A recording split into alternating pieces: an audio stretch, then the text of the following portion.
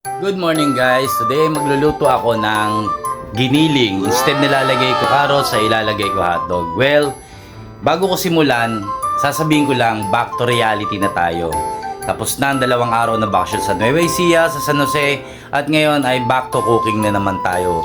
Pag-asikaso ng mga anak, pamilya, pagkain at lahat ng bagay sa loob ng bahay. So yun nga guys, samahan nyo lang ako sa aking pagluluto. That's all.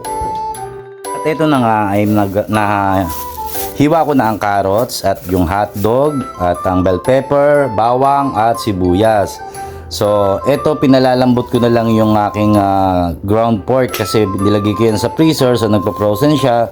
Maybe a few minutes. Pag malambot na siya, pwede ko nang start ang pagluluto. So, yun lang guys.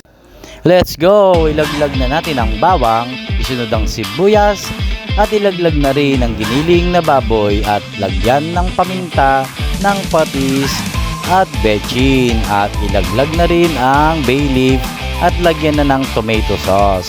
Itaktak na rin ang bell pepper, ang carrots, at ilagay na rin ang tubig pampalambot at ilagay na ang hotdog and then takpan. So eto na guys, luto na ang aking giniling. Yan, nilagyan ko siya ng medyo sarsa para maganda naman at masarap sa sabaw. So bye bye!